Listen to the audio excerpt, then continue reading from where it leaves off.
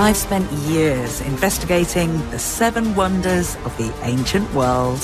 This just has to be one of the best views in the world. The unique list of monumental masterpieces first written down 2,300 years ago. Unbelievable. Oh my gosh. Now I'm heading on a thrilling journey to explore them all. Hello. Following the trail of ancient travellers. I love Cleopatra. And adventurers across 3 continents. Deciphering the mysteries of who built them. And look, Mausolus and Artemisia. How. This was the space. This was his workshop Exactly. space. And why. This statue was all about the seething power of potential. With exclusive access to brand new discoveries. It's not just any city gate, it's the one that leads to one of the wonders of the world. Absolutely.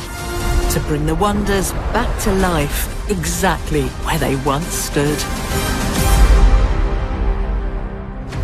I've uncovered 2 extraordinary wonders in Egypt. The Great Pyramid at Giza. There's 2.3 million limestone blocks. And the ingenious Lighthouse of Alexandria. Oh yeah, I'm getting it. Look, recreating the Lighthouse of Alexandria. Now, I'm on the trail of 2 of the greatest masterpieces ever created, bringing Greek gods to Earth. The people of Rhodes turned the siege engines of their enemies into something spectacular. The legendary Colossus of Rhodes. We're in a very plausible location. And the awe-inspiring statue of Zeus at the birthplace of the Olympic Games. It's really exciting, isn't it? So we're actually where we're standing here, is where exactly it would have been made.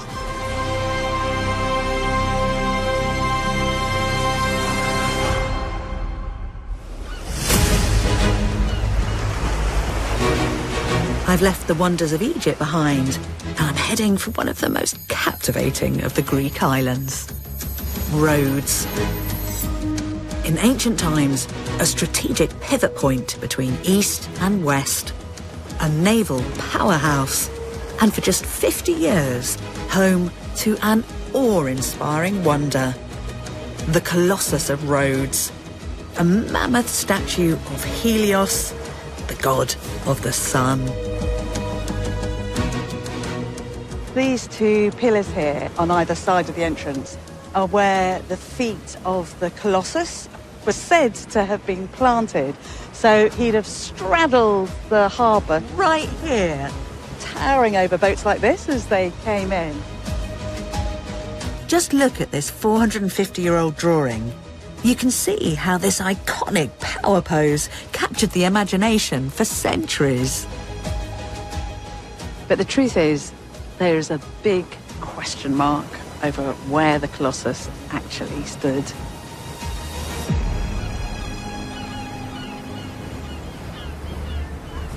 The statue, built in the 3rd century BCE, was felled by an earthquake just decades after it was built. But wrecked on the ground, visitors still flocked to it. One ancient author wrote, "Even in ruins, it excites our wonder and admiration." The Colossus remains the talk of the town, so I'm asking around to decide where to start my investigation. Where do you reckon that the Colossus of Rhodes was? The Colossus was up to the hill, above the town. Aha! I'm looking for the Colossus? Ma'am, no Colossus. No. It was years ago. The history, they say that it was in a high place, and the higher place in town is where the palace of the Grandmaster is. I'm looking for the Colossus of Rhodes. Πού είναι? Ψάξτε εδώ μέσα είναι. I'll keep looking. I'll keep looking. Yeah. Thank you. Bye, Estelle. Bye. They say that it was here in the old town. Up that way? This is Colossus. Bravo! A Colossus fridge magnet. Perfect. Oh, it's the Colossus in your restaurant. Oh, there he is. Sadly, not the real thing. That's genius, though. Everybody in Rhodes has got an opinion on where the Colossus stood. I've got a really strong hunch of where it is. So I've just got to test the evidence. I'm heading to the Archaeological Museum of Rhodes with one vital question. Why have this wild idea to build a massive bronze statue?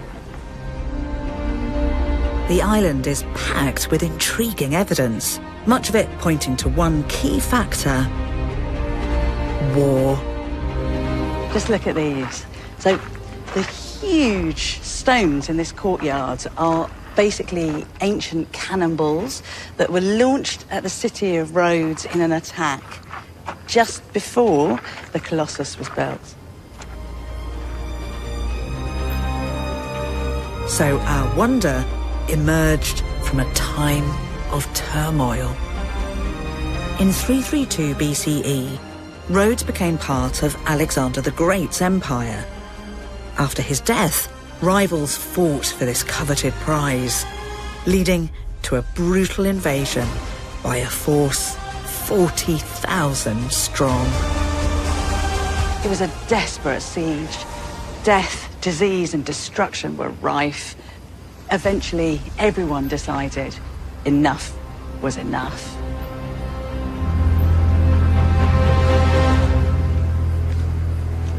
Rhodes signed a peace treaty with its attackers, who left behind an enormous 9-story war machine, a towering metal skeleton armed with battering rams. The people of Rhodes turned the siege engines of their enemies into something spectacular. In some versions of the story, they melted down the metal from the conflict to turn weapons of war into a massive symbol of hope.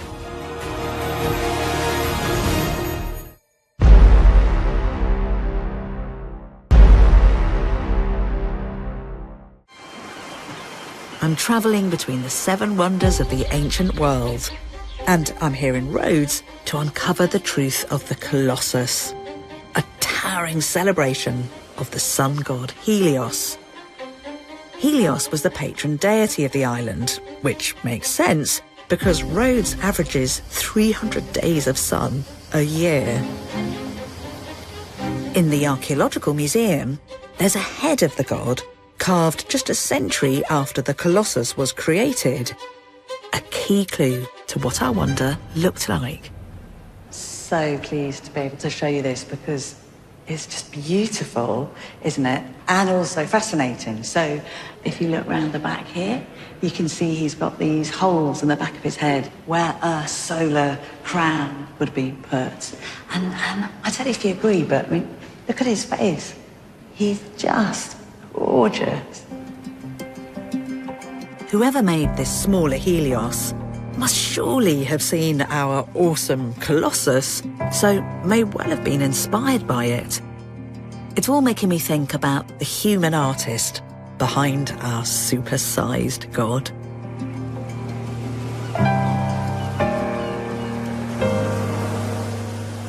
It's pretty incredible because we actually know the name of the man who created the Colossus of Rhodes. He was a sculptor called Chares, and he came from this gorgeous little town in Rhodes called Lindos.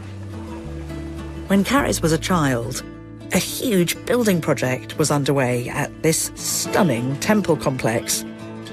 You can just imagine this place bustling with sculptors and craftsmen working on the artworks here. It must have left a mark on young Chares, who went on to be trained by one of the most renowned sculptors in all the ancient world, Lysippus. Now, Lysippus's great claim to fame was the fact that he was personal artist to Alexander the Great, no less. He was behind Brand Alexander, creating that trademark beardless, tousle-haired look, copied across the Greek and Roman world. And it's really interesting if you compare that with the image of the sun god Helios that we were looking at before. There are these definite similarities. So you've got this kind of quiff of hair and these huge eyes and lovely full lips. And I don't think that that's a coincidence. Could it be that the Colossus celebrated not only the patron god of the island, Helios, but its one-time ruler, Alexander the Great. An exciting lead to rebuild our giant. With the same tilt of the chin, tumbling locks and iconic crown, as god of the sun, we also think he held a burning torch, all made of bronze. The ancient author Philo said making the Colossus used so much bronze it pretty much exhausted the Earth's mines. That might be an exaggeration, but there is hidden evidence of just how the Wonder creators utilised this precious resource. So I think I've got a bit of special access coming up. This is my rendezvous. This is Stavros. Hey, hi, I'm Bethany. Hi. Welcome. Thank you. You come inside. Is it okay? I'd love to. Fantastic, exciting to be in here. It's currently closed to the public and under lock and key.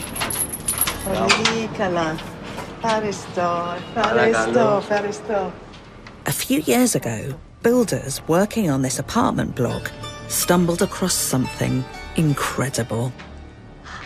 A mysterious pit, identified as an ancient foundry used to cast molten bronze. So amazing to get down here. So far, 8 of these foundries have been discovered here, and these ones date from exactly the same time that the Colossus was being made. And we know that have been used for superheat, because look, you can see these scorch marks. And how it worked is that this bit here was where the cast was made, and then where you've got these holes is where all the molten material would go. And these date from exactly the same time that the Colossus was being built.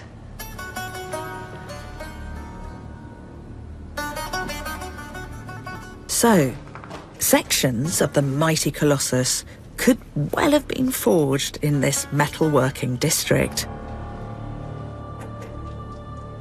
To supersize our wonder, Carys and his team would have needed tons of bronze and a huge amount of skill. So how did they engineer it all? To help answer that question, I'm heading across the island to meet artist Kostas Neophytou. He's dedicated his life to sculpting in bronze.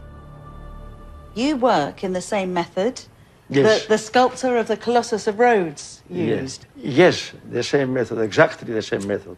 That is from 6th century BC. How could it physically have stood if it's made of bronze? Because bronze is so heavy. I think they had special methods for this. Put inside of the sculpture, of the bronze, special iron. Support. Yes, just like a skeleton. Just for Yeah. for good standing. Yes. Many of these they put piece of piece. So it wasn't like cast in as one Yes. Yes. a single piece, Yes. but almost like jigsaw puzzled together from the bottom up. Also for this Yeah. is big piece and then smaller piece. So the Colossus of Rhodes was made with a thin skin of bronze. So this is like your bronze sculpture, Yes. 7 millimeter. less than a centimetre Yes, was. thick. Yes, like that. Yeah, yeah. Yes. So it's like a hollow case almost. Yes. Kostas can give us an insight to how the statue was built. And he has a strong opinion on whether it could actually have straddled the harbour. The truth is that the Colossus was not with open Legs. leg, Yeah. but like that. Yes. It's fantastic. You're revealing the secrets of the Seven Wonders. Yes. I'd always thought that iconic power pose across the water was fanciful. And there's even more definitive proof if we look back to the written sources. Ancient traveller Strabo judged the statue to be 70 cubits, that's 33 metres high, so there's no chance his legs were long enough to straddle 118 metres across this harbour. if it wasn't here, where was it? This is going to be a real detective hunt.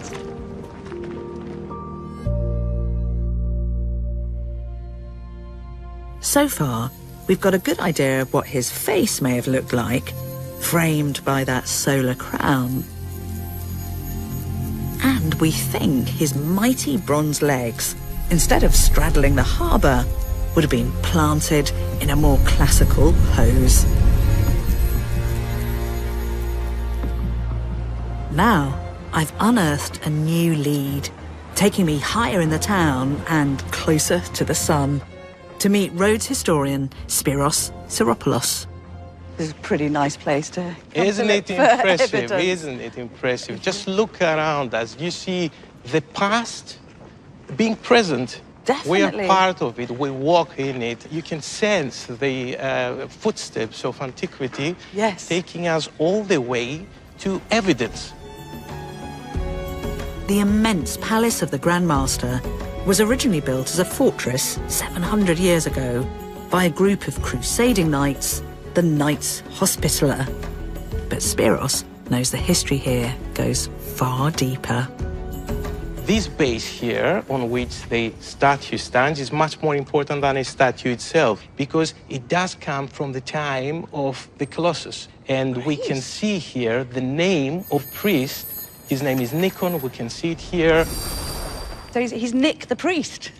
Nick the priest was there. Yeah. And he was a priest of Alioi, of Helios. Yeah. So somewhere around here was a temple of Helios, of the sun. So this is a good place to start. So just so I'm putting the bits of the jigsaw puzzle together correctly. So this is an ancient pediment from the classical period, from the time of the Colossus. Exactly. With a different statue on Yes. top. And the fact that it says Helios there, so we know this is from a sanctuary of Helios. From the sanctuary of Helios, which was somewhere around here. The Rhodians' cult of Helios was the biggest in all of ancient Greece. We're going to go through this gate. Kalimera. Καλημέρα, welcome. Ευχαριστώ. Ευχαριστούμε. Spiros is taking me behind the scenes to explain one interesting theory.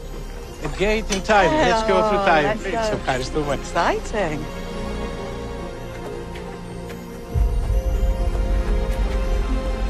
So, where are we now?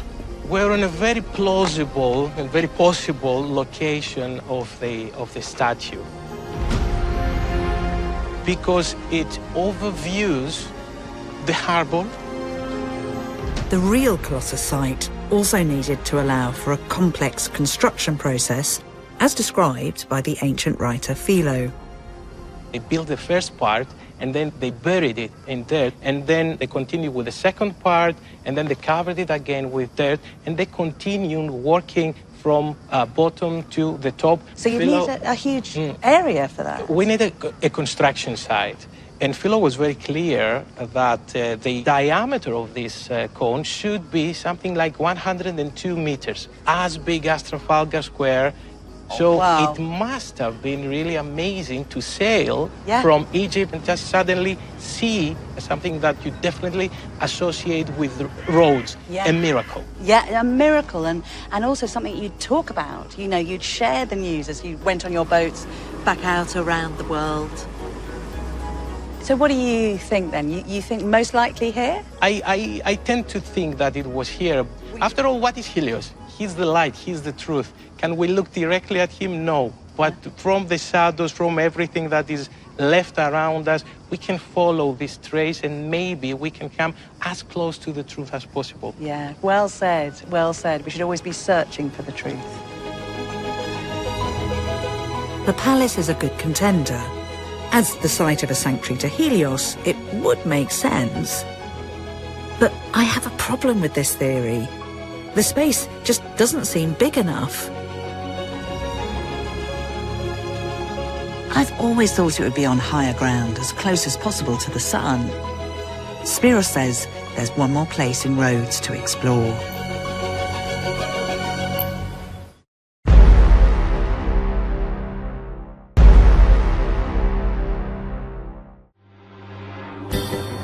I've been piecing together evidence for the location and look of the Colossus of Rhodes, a giant statue of the sun god Helios and one of the 7 wonders of the ancient world.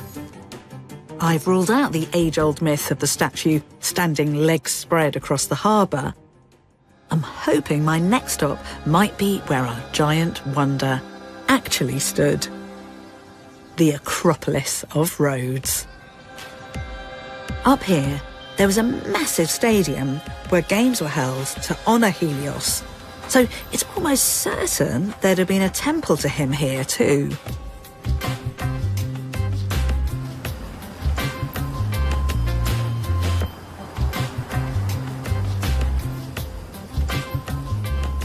Sun worshippers came up here to pay their respects to Helios, and at a great festival, they would sacrifice a 4-horse chariot to the god. Everything's falling into place. This is a premier location for Helios's cult. It's the highest point in the city. And from up here, you can see both the rising and setting sun. So it's the perfect spot for a sun god to climb into the sky. This feels right. Crucially, he's not just astride one harbour, but a beacon visible across the whole island and surrounding seas, the ultimate testament to Rhodes' naval power and victory. At last, witnessing the Colossus in all his glittering glory. It's no surprise he inspired so much. The Colosseum in Rome, which took its name from a copycat statue next to the monument. New York's Statue of Liberty. He lives on in films, TV shows and video games. And we remember him every time we say the word colossal.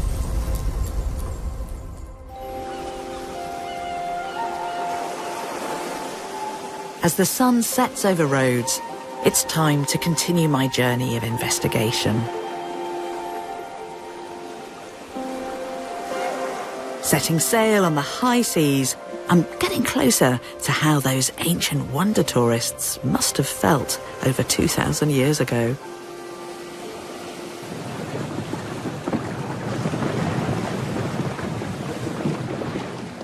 I really love being on the sea at this time of night, because this is how the ancients would often have travelled, so that they could navigate by the stars. And just imagine being here thousands of years ago and being one of those tourists who were visiting all the fascinating sites around the Mediterranean. This was a time full of remarkable monuments, sculptures and statues and artworks, but there were only 7 that made the list. So the fact that you've got this far in your boat across these dangerous seas would have meant, it was a really thrilling journey with a really thrilling destination. The voyage west of Rhodes, close on 800 kilometres, was a perilous one for ancient tourists, heading for the Peloponnese Peninsula. But so worth it to arrive at ancient Olympia. The birthplace of the Olympic Games in around 776 BCE.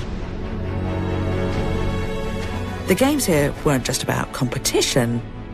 They were also staged as an elaborate tribute to the king of the gods, the mighty Zeus. An artistic masterpiece in his honour, at the beating heart of this site, is our next wonder. So, this is all that's left of a once massive temple to Zeus, and I am incredibly lucky to get up here because you can't usually walk on these stones.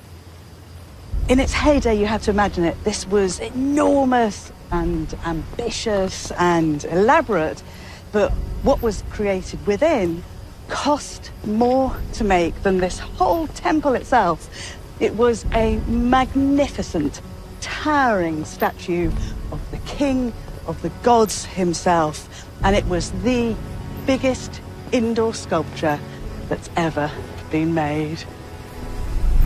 This god of gods loomed 13 meters tall, the height of a 3-story house. Resplendent on a golden throne, Zeus held a scepter in one hand, a statue of Nike, goddess of victory, in the other.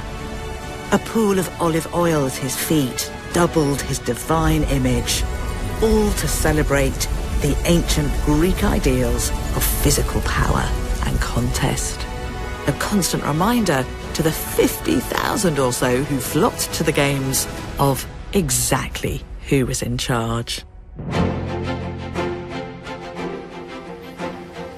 I just love coming here because I always think in ancient times you'd have been able to cut the atmosphere with a knife, because here there were thousands of spectators all crammed in to watch foot racing that began on this starting line here, an ancient pentathlon.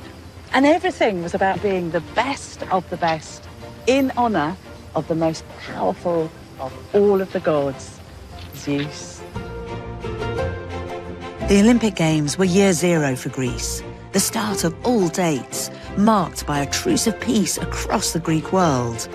And in 472 BCE, the creation of the mighty temple as a home on earth for Zeus Olympios began.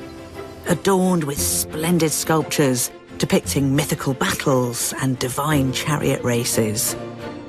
The Olympic authorities commissioned the wonder statue from one of the greatest sculptors in ancient history, Phidias. Famous for his work on the Parthenon in Athens, Phidias was given the 5-year-long mission to bring Zeus to life.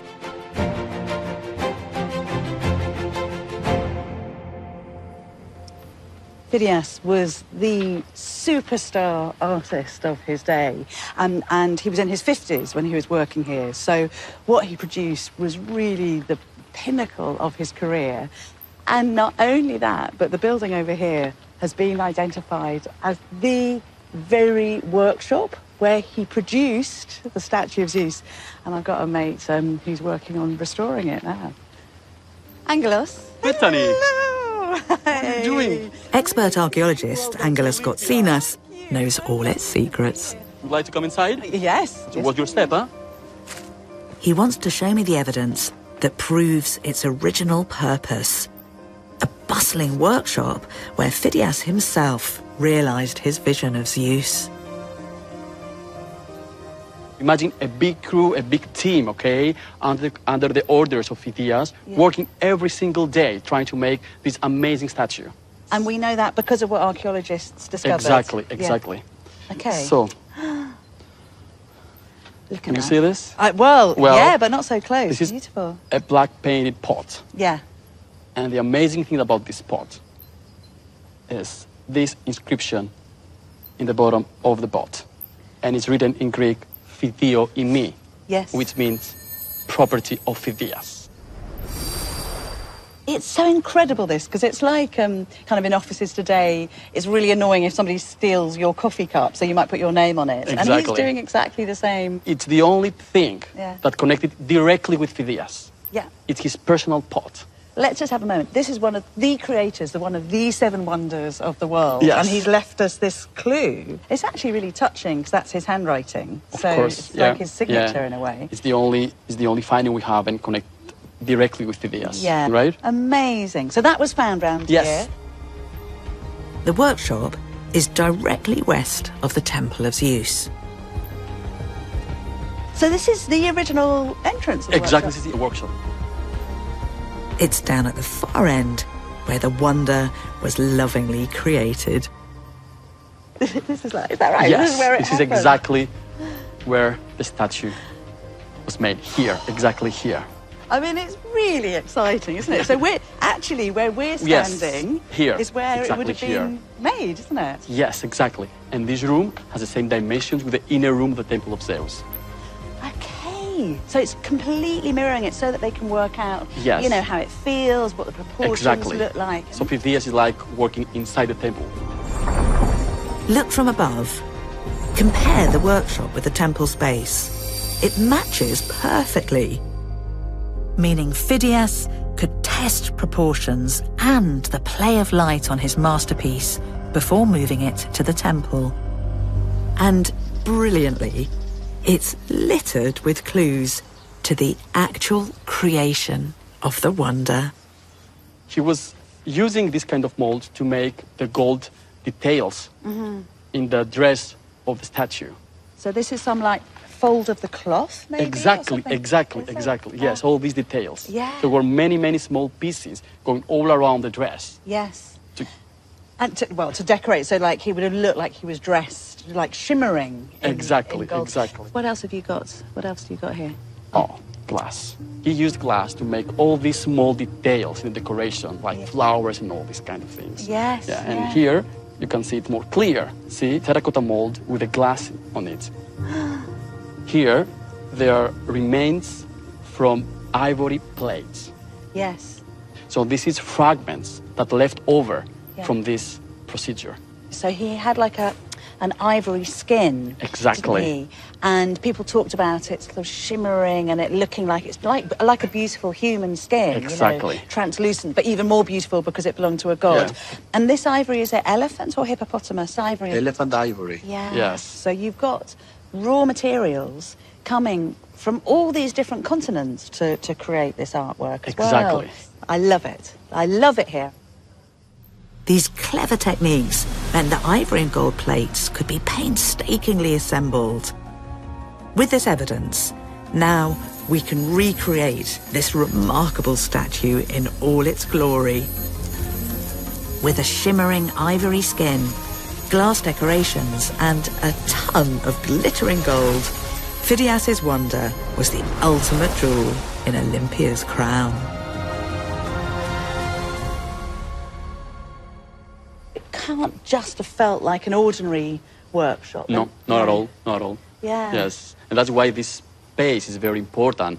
It was a really sacred place. I hadn't really properly thought about that. So because they're creating a god here, that's a sacred act, and so this would have felt like a sacred space. Exactly. Not every day that you get to feel and see the evidence of the inner workings of one of the wonders of the world. Under the glowing light of a translucent marble roof, Phidias crafted the ultimate vision of a god on earth. At dawn, the rising sun would have arrowed through the doorway and illuminated Zeus in a kind of golden spotlight. I mean, it just must have been awesome.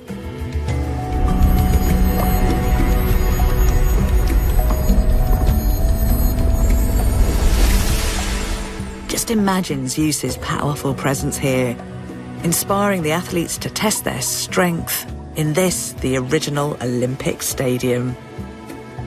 Competitors and spectators gathered every 4 years, just as they do today, from across continents, not only to visit the Games, but also to pay their respects to Olympia's wonder of the world. And they transformed the sanctuary into their own Olympic village. What you're looking at here is basically a 5-star hotel for the great and the good who'd come to visit Olympia. So you could book this whole travel package that included visits to the baths and special guides.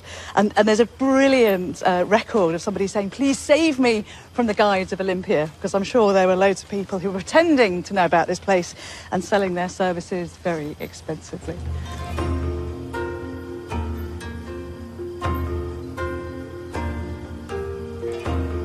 Tonight, I'm lucky enough to be staying just a discus throw from this historic site at the International Olympic Academy.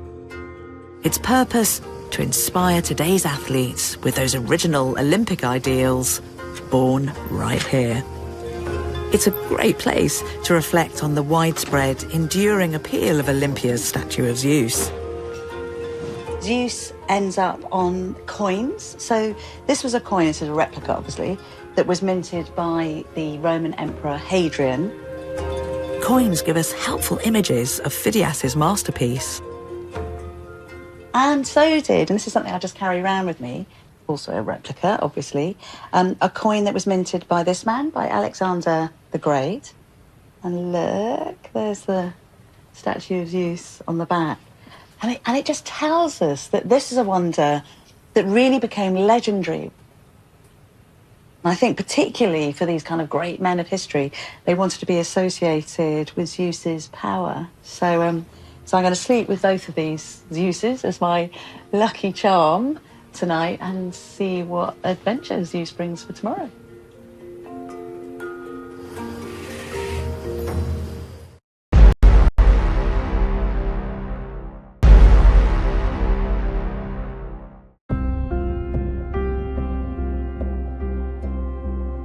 I'm in Greece, on a journey to uncover one of the ancient world's greatest wonders, the statue of Zeus at Olympia.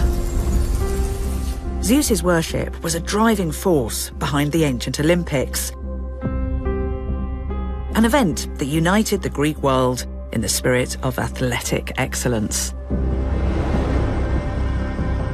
In front of his statue, victors became heroes, crowned in the presence of Zeus with olive branch wreaths.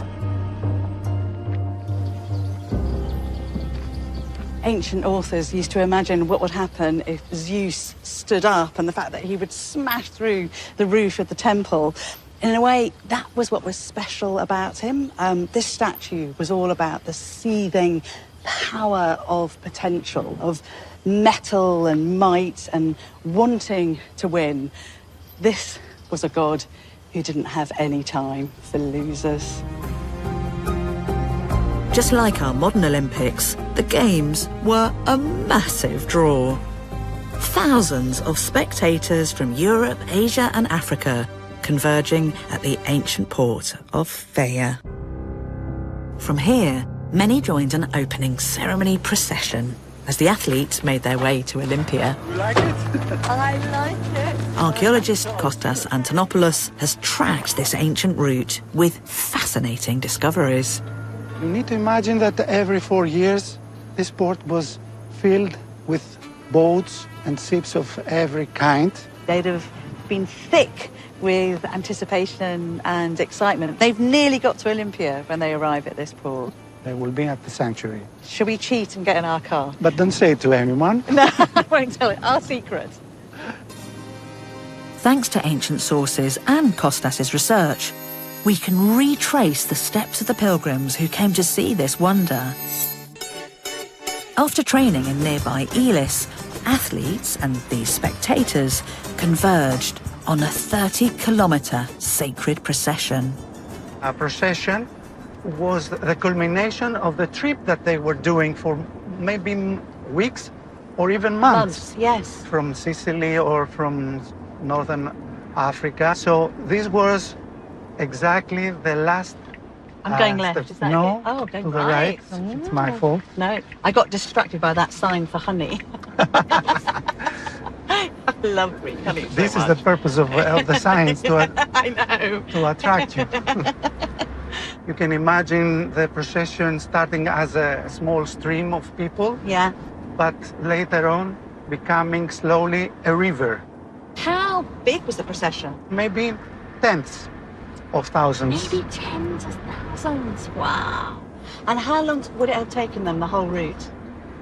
It would take them 2 days.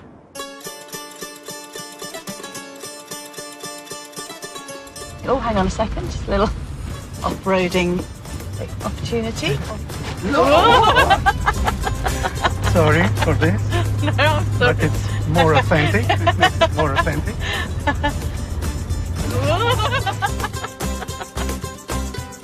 Bringing sacrifices from hundreds of live animals to bronze treasures.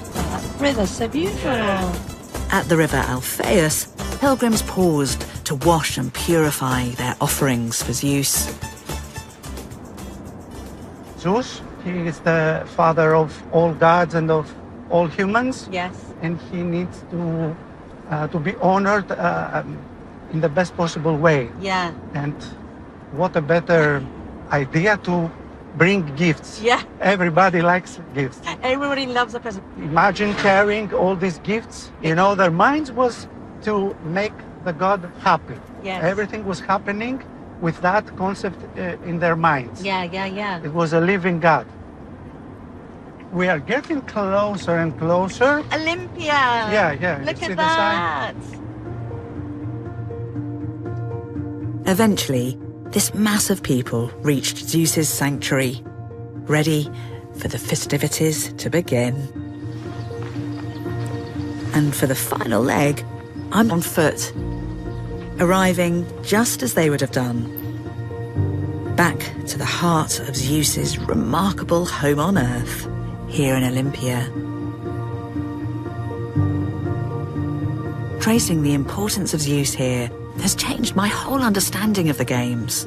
They weren't just incredible human feats, but acts of devotion and worship, with our wonder, the statue of Zeus, at their heart. The games themselves ended in 393 CE, banned as a pagan festival by a newly Christian Roman Empire. And worse was to come. The sanctuary was brought low by devastating earthquakes.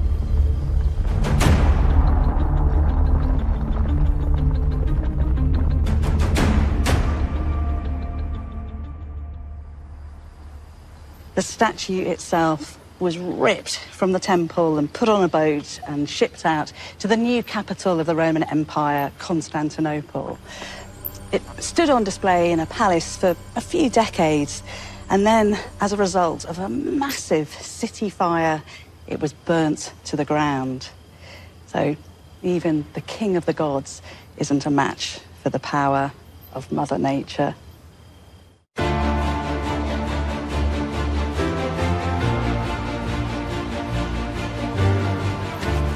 Before I say goodbye, I'm meeting my fellow wonder hunters for a drink in honour of Zeus.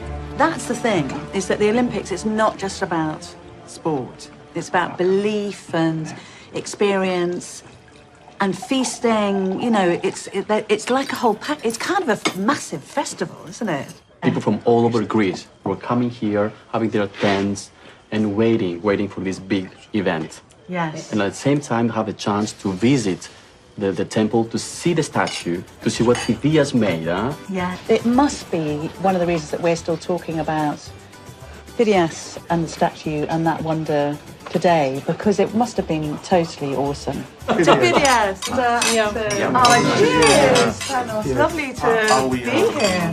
Drinking wine from Olympia. Cheers, guys. Oh, cheers. Next time, I head to Turkey to explore 3 epic wonders on the last leg of this unforgettable journey, discovering the grand and gaudy mausoleum of Halicarnassus. These very steps and this ramp would have been running with blood. Indulging in a feast for the senses from the Hanging Gardens of Babylon. Do you feel like you're eating the gardens? I do. It's what they would have eaten. And rebuilding one of the biggest sanctuaries in the ancient world, the breathtaking Temple of Artemis. The whole thing was twice the size of the famous Parthenon temple in Athens.